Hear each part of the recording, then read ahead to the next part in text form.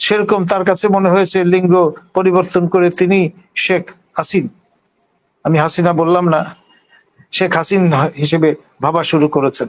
ফলে এই ধরনের কথাবার্তা আপ্তবাক্য তার তৈরি করবার বাসনা হয়তো জাগ্রত হয়েছে। কিন্তু এই যে আমাদের কোট অ্যান্ড কোট সেটা বললে আবার কটাক্ষ করা হয়, সেই জন্য কিন্তু সেটা মনে মনে আমরা রেখে দিয়েছি। আসলে জোর করে ভালোবাসা পাওয়া যায় না, জোর করে শ্রদ্ধা অর্জন করা যায় না। মেজর জেনারেল বরখাস্ত জিয়াউল হাসান, তার সঙ্গে আমার কাজ করবার সুযোগ হয়েছে। আমাদের লেফটেন্যান্ট জেনারেল সোহরাওয়ার্দীর নেতৃত্বে একটা মিলিটারি ডেলিগেশন নিয়ে আমরা ওআরএফ, ভারতের যে থিঙ্ক ট্যাঙ্ক, সেখানে গিয়েছিলাম। সেই টিমের সদস্য ছিলেন মেজর জেনারেল জিয়াউল হাসান এবং মেজর জেনারেল রহমান প্রমুখ। সেখানে আমরা যে কদিন অবস্থান করেছি, আমরা খোলামেলা আলাপ আলোচনা করেছি এবং ইন্টারাকশনের মধ্য দিয়ে অবগত হয়েছে একে অপর সম্পর্কে। ফিরে আসার পরও বিভিন্ন সময়ে বিভিন্ন অকেশনে দেখা হয়েছে এবং ধরুন আমরা বিভিন্ন সময় যে বক্তব্যগুলো রাখি টক শোতে এবং বাক স্বাধীনতার স্পেস প্রসারিত করবার চেষ্টা করি, সেই বিষয়গুলো অনেকেই কুপিত করেছে। মেজর জেনারেল বরখাস্ত জিয়াউল হাসান, তিনি আপনার যে কাণ্ডটি করেছেন তা তো আমরা সবাই জানি। আড়ি পাতার দায়িত্বে থাকার কারণে সবার হারের খবর তার কাছে ছিল। তার সঙ্গে একটি দূতাবাসে রিসেপশনে আমার দেখা এবং তিনি আমাকে জানান দিলেন যে আপনি যে ধরনের কথাবার্তা বলেন, আপনি না হয়ে অন্য কোনো ব্যক্তি হলে আপনার লাশ বুড়িগঙ্গায় ভাসত। এই যে কথাটা, তার বিশ্বাস এবং তার যে চিন্তা চেতনা, তা থেকে কিন্তু উৎসরিত। ফলে এই যে মাইন্ডসেটটা, এটা তো একদিনে তৈরি হয়নি। দেশের সবচেয়ে ক্ষমতাশালী প্রাণীটির সঙ্গে ইন্টারাক্ট করতে করতে তার ইমেজ বা ছায়াটা মধ্যে তিনিও সামিল হয়েছেন। ফলে বিপ্লব স্পন্দিত বুকে, যেমন কবি বলেছেন, মনে হয় আমিই লেনিন, সেরকম তার কাছে মনে হয়েছে লিঙ্গ পরিবর্তন করে তিনি শেখ হাসিন, আমি হাসিনা বললাম না, শেখ হাসিন হিসেবে ভাবা শুরু করেছেন। ফলে এই ধরনের কথাবার্তা আপ্তবাক্য তার তৈরি করবার বাসনা হয়তো জাগ্রত হয়েছে। আর যে বিষয়টি, সেটি হচ্ছে এই যে আপনি যখনই রোল মডেল, ক্ষমতার অ্যাবসলিউট পাওয়ার এক্সারসাইজ করবার রোল মডেলে নিজেকে রূপান্তরিত করবেন, তখন আপনার আশপাশে যারা থাকবে তারাও কিন্তু আপনার মতো করে নিজেকে সেই রকম ক্ষমতাশালী ভাবা শুরু করবে। এবং সেই সঙ্গে যে কথাটা আমরা জানি, অ্যাবসলিউট পাওয়ার করাপ্টস অ্যাবসলিউটলি, এবং সে কাণ্ডটি এখানে ঘটেছে।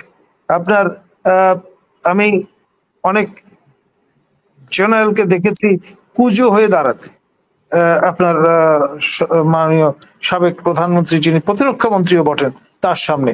অর্থাৎ মানে এই ইমপ্রেশনটা তারা দেওয়ার চেষ্টা করেছেন, ডিউ রেসপেক্ট, যে মানে রীতিমতো স্রষ্টার সামনে মানুষ যেভাবে ষষ্ঠাঙ্গ প্রণিপাত করে, সেরকম একটি অবস্থা। এখন খোসামত তোষামত করতে করতে এমন জায়গায় আপনি শেখ হাসিনাকে নিয়ে গেছেন, দাঁড় করিয়েছেন, এবং সবাই মিলে কিন্তু আমরা এই নারীকে এইরকম একটি ইমেজে রূপান্তরিত করেছি, যা আনফরচুনেট। এটা আমাদের কালেকটিভ ফেলিওর, জাতিগতভাবে আমাদের কেউ আমরা এই দোষ এড়াতে পারি না।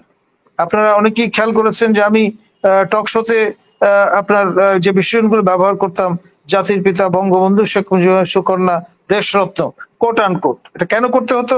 কারণ আমি আমাদের ম্যাডামের সম্মানীয় উপদেষ্টা মনির হক চৌধুরী এবং আমাদের আজকের অ্যাঙ্কর হাসিনা আক্তার, আমাদের তিনজনকেই কিন্তু টক শোতে কথা বলবার অপরাধে অভিযুক্ত করবার চেষ্টা হয়েছে। ডিজিটাল সিকিউরিটি অ্যাক্টের আওতায় আমাদেরকে আসামি করবার একটা প্রচেষ্টা হয়েছিল। এখন সেই মামলায় আমরা জয়লাভ করেছিলাম এই কারণে যে এই ধরনের বিশেষণগুলো আমরা ব্যবহার করি। সুতরাং অফিসিয়ালি আপনি কাউকে বলতে পারবেন না যে যেই লোক এই ধরনের বিশেষণ ব্যবহার করে সে আর যাই হোক আপনার হাসিনা বিরোধী কিংবা হাসিনাকে অবজ্ঞা করছেন। ফলে আমরা পার পেয়ে গেছি। কিন্তু খেয়াল করে দেখেন মূল বিষয়টা কিন্তু এই যে আমাদের কোট অ্যান্ড কোট সেটা বললে আবার কটাক্ষ করা হয়, সেই জন্য কিন্তু সেটা মনে মনে আমরা রেখে দিয়েছি।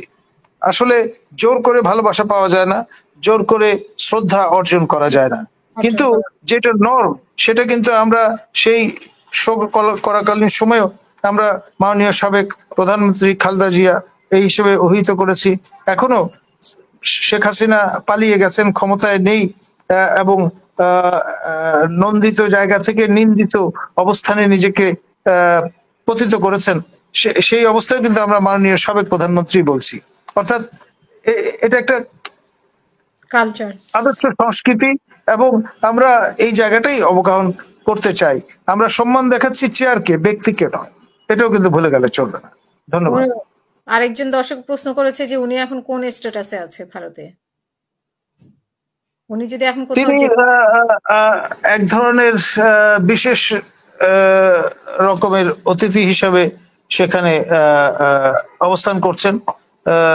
ভারতের মাননীয় প্রধানমন্ত্রী, মাননীয় পররাষ্ট্রমন্ত্রী তাদের মেহমান বলা যেতে পারে, এবং এখন পর্যন্ত বলা যাবে না তিনি রাজনৈতিক আশ্রয়ে সেখানে আছেন, অথবা এটা বলার সুযোগ নেই তিনি রাষ্ট্রীয় অতিথি হিসেবে সেখানে আছেন।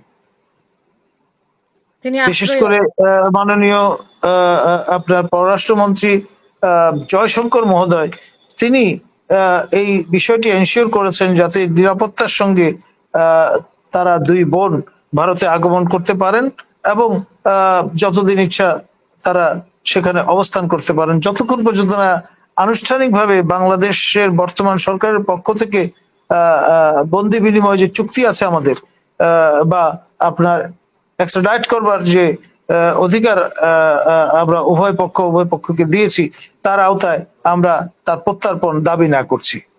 তো যদি আমরা ইফ উই মিন বিজনেস, আমাদের এই বর্তমান সরকারের উচিত হবে, যেহেতু হত্যা মামলা থেকে শুরু করে নানান ধরনের মামলা মোকদ্দমার আসামিতে রূপান্তরিত হয়েছেন honourable former prime minister Sheikh Hasina, তাকে এবং তার সহোদরাকে অবিলম্বে যদি প্রত্যর্পণের যে চুক্তি তার আওতায় আমরা বাংলাদেশে নিয়ে আসতে চাই, তাহলে প্রক্রিয়াটি এখনই শুরু করা দরকার।